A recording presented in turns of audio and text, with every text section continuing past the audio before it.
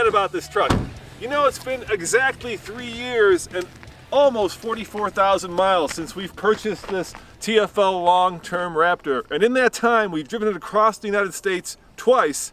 We've towed over the Eisenhower Tunnel and up the I-Gauntlet with it, well, too many times to count. And we've, of course, taken it off-road.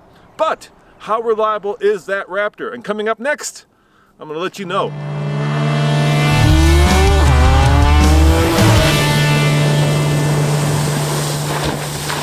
Let's start with some numbers first. I've got the truck sticker right here, and it cost us a grand total of $53,745. But that's not the whole story, because we financed this truck. So every month we pay $885, and we've had it for 3 years. We financed it over 5 years, so we have 2 more years of payments still to make on this truck. But according to the NADA guide, the average trade-in is $47,900, and it retails for $51K. So over that 3 years, this truck has depreciated exactly $3,000, and that is not a bad investment.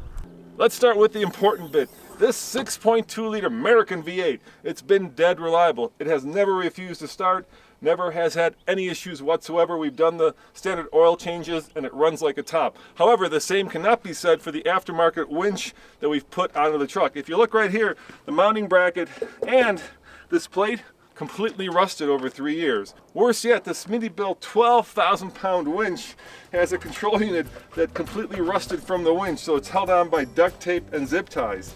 Basically, the winch still works, but it's holding on by a thread.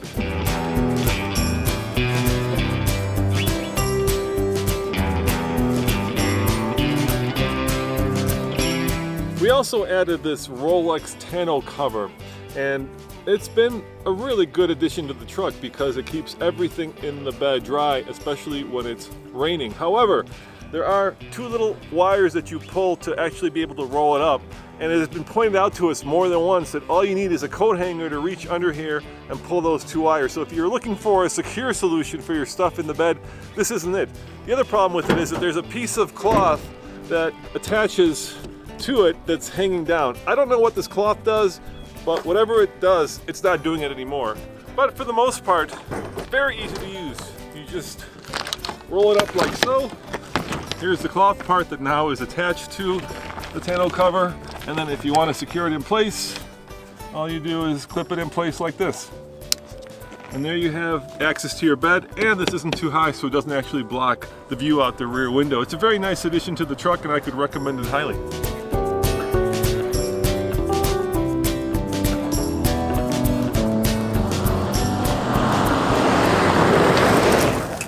Perhaps the best money spent has been on this factory Ford spraying bed liner. I've been moving a lot of junk recently, and it's great just to be able to toss in stuff into the bed and not worry about, well, you know, punching a hole in the bed, because of course this is a steel truck unlike the new aluminum trucks. Plus, this bed liner tells a great story. Over here is an oil stain from that old BSA Lightning Bolt motorcycle that we bought last year and sold. It kind of feels like it's got a little bit of provenance to it now.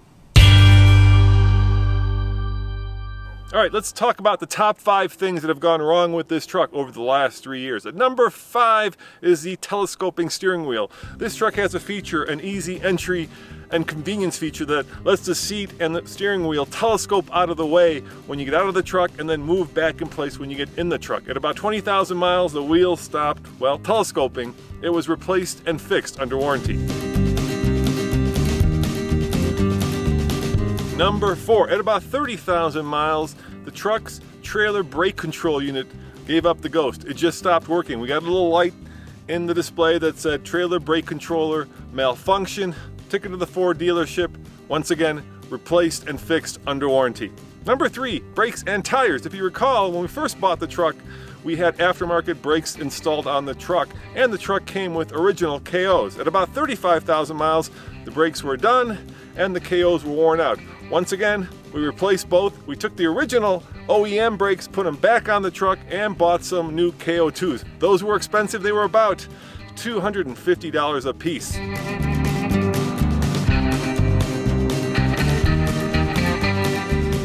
Number two, at about 40,000 miles, or about 4 months ago, we took the truck up the Cliffhanger 2.0, and in order to do that, we of course put it into 4-wheel drive and 4-low. Now when we came back down the mountain, we could not shift it back into 4-high. It took about 5 miles of driving before there was a clunk that came from the transmission and the truck shifted itself back into 4-high. We don't know what that issue is, but the truck is now out of warranty. So next time we take it in, we're gonna have them take a look at it. But since it's out of warranty, that's gonna be an expense we're gonna have to pay for. And the number one issue, and this happened at about 40,000 miles, is there's a little flap here that's supposed to keep the gas from swishing out. And that is supposed to open when you take the fuel nozzle and stick it in the truck. But over the last 4,000 miles, it has not opened, forcing me to kind of jury rig it to get it to open. I'll show you what I mean. Okay, well that's surprising, it just worked. How about that? The truck just fixed itself. Who would have thunk? That's pretty cool. And in case you're wondering, over the last 44,000 miles, we've gotten exactly 14.1 mpg. That's not bad for a truck that produces over 400 horsepower and apparently fixes itself.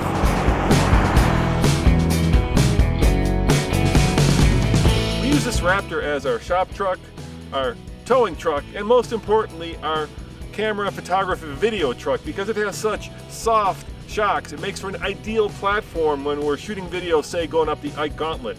And over almost 44,000 miles, it hasn't been bulletproof, but the issues have been small and fixed under warranty.